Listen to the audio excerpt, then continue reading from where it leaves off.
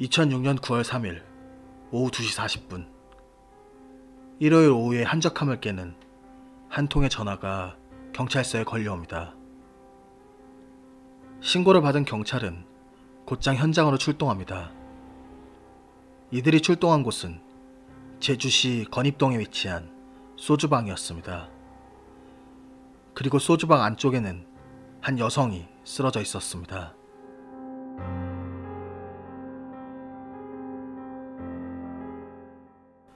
소주방 안쪽 주방에서 사망한 상태로 발견된 여성은 가게의 주인인 50대 한모 씨였습니다. 최초 신고자였던 한 씨의 동생은 전날인 9월 2일부터 가게 문이 닫힌 채 연락이 되지 않아 다음날 열쇠 수리공을 불러 가게 문을 열고 들어갔다가 사망한 한 씨를 발견했다고 진술했습니다. 피해자 한 씨는 엎드린 채 하의가 벗겨진 상태였고 그 위로 얇은 이불이 덮여져 있었습니다.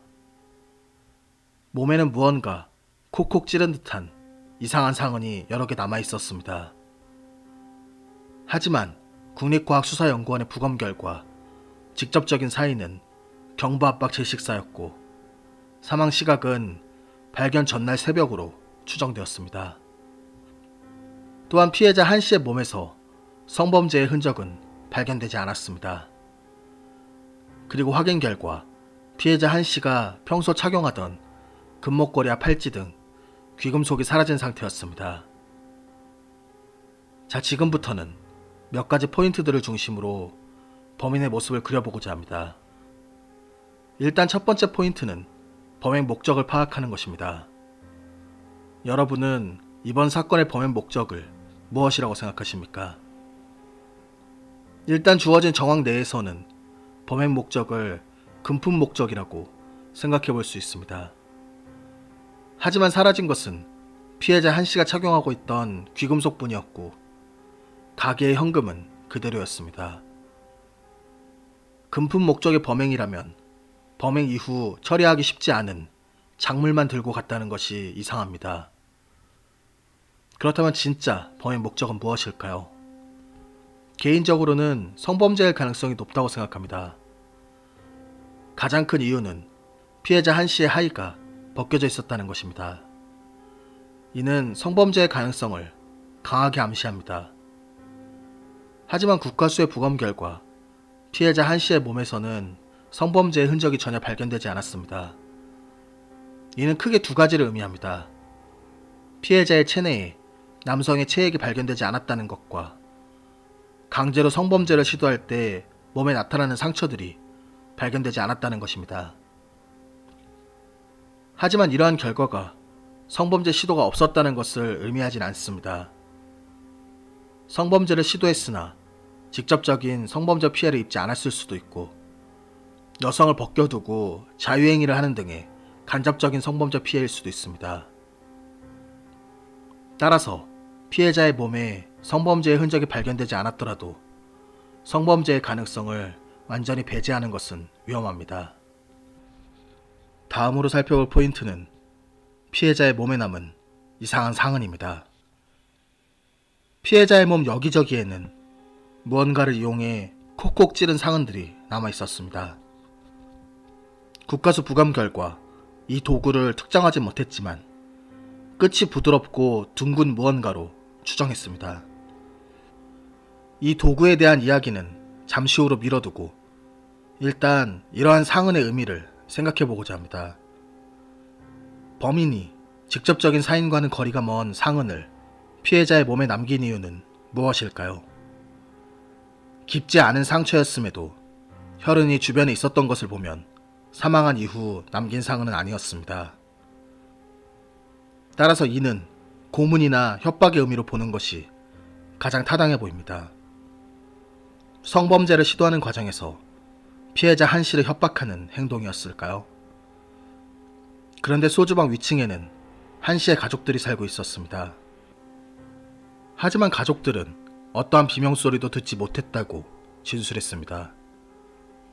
협박을 하는 과정에서 무언가 도구로 찔러 피가 나올 정도였다면 그 통증 때문에라도 소리를 질렀을 법한데 아무런 비명소리도 새어나가지 않았다는 것은 피해자 한 씨의 입을 막은 상태로 협박을 했다고 이해해야 할까요? 세 번째 포인트는 피해자의 사인입니다. 대부분의 강력범죄의 경우 범행을 미리 마음먹은 범인은 흉기를 준비합니다. 꼭 살해 목적이 아니더라도 위험용으로 말이죠. 금품 목적의 강도 역시 흉기를 준비하는 경우가 대부분입니다. 그러다 예기치 못한 상황에 살인이 발생하기도 하죠. 그런데 이번 범행의 경우 범인은 피해자 한 씨의 목을 졸라 살해했습니다. 이러한 견부 압박이라는 행위는 범죄 심리학적으로 크게 두 가지 의미를 지니고 있는 것으로 분석합니다. 먼저 첫 번째는 우발성입니다. 경부 압박은 보통 우발적이고 충동적인 범행에 많이 나타나며 이는 순간적인 분노로 인한 극단적인 선택인 경우가 대부분입니다. 수면제랑 마취제로 피해자를 재워두고 목을 조르는 계획적인 범죄는 극히 예외적인 경우입니다. 다음으로 두 번째는 친밀성입니다. 경부 압박은 친밀한 관계에서의 폭력에서 가장 흔하게 동원되는 수단입니다. 경부 압박은 친밀한 관계 사이에서 발생한 갈등으로 촉발되는 경우가 대부분이며 피해자에 대한 무력과 통제를 상징하는 수단으로의 의미를 갖습니다. 즉 경부 압박은 단순히 목을 조르는 행위가 아니라 피해자보다 자신이 우위에 서 있고 통제한다는 의미를 품고 있다는 것입니다. 두 가지 의미를 종합하면 범죄 심리학적으로 봤을 때 경부 압박이라는 행위는 면식 관계에서 발생한 어떤 갈등 때문에 우발적으로 촉발되며 피해자가 범인의 요구를 받아들이지 않거나 범인이 원하는 대로 무언가 해주지 않자 이에 순간적으로 격분한 범인이 니까짓게 감히 내 말을 안 들어? 와 같은 의미로 목을 졸랐을 것으로 해석이 됩니다. 이러한 해석은 이번 사건에도 적용이 가능합니다. 범인이 성범죄를 시도했고 피해자 한 씨가 이를 받아들이지 않자 격분해 목을 졸라 살해한 것으로 볼 수 있습니다. 다음으로 살펴볼 것은 범인이 사체를 이불로 덮어놓은 것의 의미입니다. 범죄 심리학적으로 이러한 행위를 언두잉이라고 합니다. 우리말로 취소행위나 행동 되돌리기라고 칭하기도 하는 언두잉은 주로 범죄를 저지르고 난 뒤에 죄책감 등에 의해 자신의 범행을 후회하고 부정하기 위한 일련의 행동을 말합니다. 이러한 언두잉은 의도적인 행동이라기보다는 무의식적으로 양심의 가책을 나타내는 행동으로 분석하며 사체를 뒤집어 놓거나 무언가로 사체를 덮어놓는 것, 사체를 옮겨 자고 있는 모습을 취하게 하는 것 등의 행동이 여기에 해당합니다. 그런데 이러한 언두잉의 가장 큰 특징은 근친간의 범행이나 면식이 있는 범인에 의한 범행에서 주로 나타난다는 것입니다. 이렇듯 범죄 심리학적 분석에 따르면 범인은 피해자와 면식이 있는 인물일 가능성이 높습니다. 그런데 이러한 분석을 그대로 받아들이기에 앞서 사건 현장의 특수성을 고려해야 합니다. 사건이 발생한 소주방은 주인인 한 씨가 손님들에게 술을 따라주며 함께 이야기를 나누는 공간이었습니다. 퇴폐업소라고 할 수는 없지만 남성 손님 위주로 가게를 운영했던 만큼 남성 입장에서 주인인 여성을 얕잡아보는 경향이 두드러지게 나타납니다. 그리고 성적인 접촉을 요구하는 경우가 잦을 가능성이 높습니다. 이러한 특수성을 고려할 때 범인이 피해자와 면식이 있는 인물이라고 추정해도 단골이라고 명확하게 답을 내리기 어렵습니다. 가게의 특성상 단시간에 형성된 면식일 수도 있다는 것입니다. 가령 처음 가게를 방문한 손님이 한 씨와 함께 술을 마시다 술집 여성이라고 가볍게 보고 성적 접촉을 요구했을 가능성이 있습니다. 손님 입장에서는 쉽게 성적 접촉을 허용할 것이라 생각했지만 한 씨가 이를 거부하자 우발적으로 범행을 저질렀을 가능성을 배제할 수 없습니다. 분명 사건 현장인 소주방의 탁자에는 술병과 술잔, 안주 등 누군가 술을 마셨던 흔적이 그대로 남아 있었습니다. 이는 무엇을 의미할까요? 이는 범행의 우발성에 대한 증거라고 할 수 있습니다. 범인이 애초에 범행을 계획했다면 증거를 남길 가능성이 높은 행위를 할 이유가 없습니다. 따라서 범행을 계획했다면 범인은 가게에 들이닥쳐 바로 범행을 했을 가능성이 매우 높습니다. 만약 다른 손님이 있어 기회를 엿본 것이라면 자신의 흔적을 지우려는 노력을 했을 것입니다. 그렇다면 혹시 범인은 우발적 범행 이후 당황한 나머지 술병과 술잔을 미처 치울 생각을 못한 것은 아닐까요? 만약 여러분이 범행을 막 저지른 범인이라면 다른 손님이 가게에 오면 안 된다는 생각과 내 흔적을 지워야겠다는 생각 중에 어떤 생각을 먼저 할 것이라고 생각하시나요? 저라면 다른 손님이 가게에 오면 안 된다는 생각을 먼저 할 것입니다. 자신의 흔적을 지우는 것은 차후의 문제이고 일단 들키지 않는 것이 우선이라고 생각합니다. 따라서 가게불을 끄고 가게 문을 닫아 더 이상 손님이 오는 것을 막으려 할 것입니다. 실제로 범인은 이와 똑같은 행동을 했습니다. 전기 차단기를 내려 가게 불을 끄고 가게가 문을 닫은 것처럼 밖에서 가게 문을 잠그고 도주했습니다. 이후 범인은 아무에게도 들키지 않고 현장을 빠져나온 것에 안도의 한숨을 쉬었을 것입니다. 하지만 그러한 안도감도 잠시 범인은 아차했을 것입니다.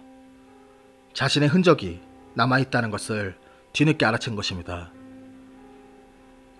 가게의 열쇠를 갖고 있던 범인은 현장을 다시 찾을 생각도 했을지 모릅니다. 하지만 자신의 실수를 알아챘을 때는 이미 늦은 후였을 것이고 경찰의 수사가 진행되는 상황에서 제발 자신의 흔적이 드러나지 않기만을 바랐을 것입니다. 그런데 범인이 바라던 상황이 실제로 일어났습니다.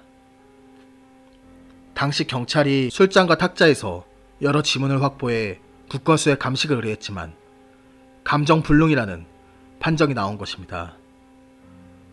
지금까지 함께 생각해본 점들로 보면 범인은 가게에 온 손님일 가능성이 매우 높습니다. 그런데 여기서 범인을 조금 더 특정해볼 수는 없을까요? 한 씨가 운영하던 소주방은 제주항 인근에 위치해 있어 외지인도 수시로 드나드는 곳이었습니다. 이 지역 자체가 항구를 기반으로 어업활동을 하는 노동자나 외지 관광객들을 대상으로 장사를 하는 제주도민이 많은 곳입니다. 혹시 범인이 한 씨를 협박하는 데 사용한 도구가 어업도구 중에 하나는 아니었을까요? 꼭 어업도구는 아니더라도 이 도구의 정체를 밝히는 것이 범인을 특정하는 데 가장 큰 도움이 될 수 있습니다. 자, 그러면 지금까지 여러 포인트를 중심으로 범인의 모습을 그려봤습니다. 그렇다면 당시 경찰은 범인의 모습을 어떻게 그렸을까요? 당시 경찰은 함께 술을 마신 흔적이 남아있다는 이유로 피해자 한 씨와 잘 아는 면식범일 가능성에 무게를 두고 수사에 착수했습니다. 경찰은 범인이 현장을 떠나기 전 가게 조명을 모두 끈 것과 사건 당시 바로 위층 집에 있던 가족들이 비명소리를 듣지 못한 것 역시 범인이 면식범이라는 근거로 판단합니다. 또한 금품 목적의 범행으로 판단, 성범죄의 가능성은 애초부터 고려하지 않았습니다. 가게 주변에 CCTV가 없던 터라 경찰은 한 씨의 휴대전화 통화 기록을 분석해 소주방 단골 고객의 명단을 확보하고 평소 친분이 있던 주변 인물 등 약 70여 명을 용의선상에 올리고 수사를 진행했습니다. 경찰은 이들에 대한 행적을 일일이 확인하고 거짓말 탐지기 조사도 실시했지만 별다른 성과를 얻지 못했습니다. 앞서 여러분과 살펴봤지만 당시 경찰이 범인을 면식범이라고 단정한 이유를 선뜻 이해하기 어렵습니다. 또한 너무 면식범의 소행이라고 단정한 나머지 지역적 특성을 고려하지 못했습니다. 외지인의 가능성을 아예 배제한 것입니다. 항구 지역의 특성상 유동인구가 많았던 만큼 가능성을 너무 좁힌 수사 과정에서 놓친 인물들이 많을 것입니다. 그리고 금품 목적의 범행으로 단정해 성범죄 관련 수사는 전혀 진행하지 않았습니다. 애초에 다양한 가능성을 염두에 두고 수사를 했다면 어땠을까요? 수사 초반 너무 일찍 가능성을 좁혀버린 것은 아닌가 하는 아쉬움이 듭니다. 이미 사건이 발생한 지 13년이 지났습니다. 13년이라는 시간은 많은 흔적들을 지워버렸습니다. 이미 가게가 있던 건물은 사라진 지 오래고 그 주변도 많이 변해버렸습니다. 하지만 13년 전 그날의 기억은 여전히 그곳에 머물러 있습니다. 과연 13년 전 그날 가게를 찾은 범인은 누구일까요? 이상 참맛이었습니다.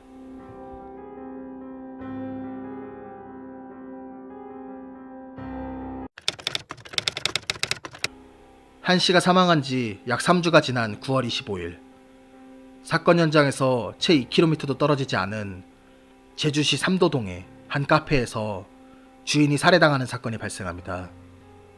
사망한 인물은 40대 여성 정모 씨. 범인은 정 씨를 목 졸라 살해하고 10만원권 수표 3장과 현금 일부를 챙겨 달아났습니다. 수사에 돌입하자 사건 현장에서 여러 증거들이 속속 발견되었습니다. 범행 현장에서 범인의 것으로 보이는 채모가 발견되었고 피해자 정 씨의 손톱에서 범인의 DNA가 검출되었습니다. 또한 범인이 피해자의 수표와 현금을 사용한 흔적이 드러났습니다. 결국 10월 12일 택시 운전기사 고모 씨를 카페 주인 정 씨를 살해한 혐의로 긴급 체포합니다. 고 씨의 몸에는 피해자의 손톱에 긁힌 상처가 남아 있었습니다. 그런데 이 사건은 소주방 주인 살인사건과 범행 수법이 매우 유사했습니다.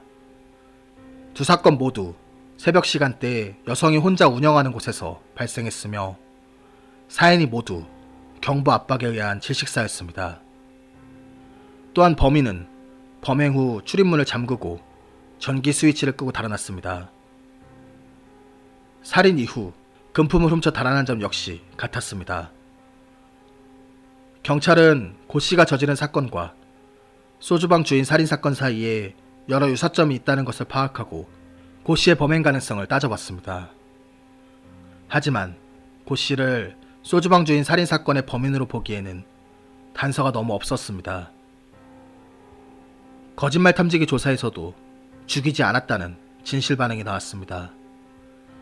결국 고 씨는 카페 주인 정 씨를 살해한 혐의만 입증되어 그 죗값을 치르게 되었습니다. 고 씨는 정말 소주방 주인 살인사건과 아무런 관련이 없을까요? 이상 뒷이야기였습니다.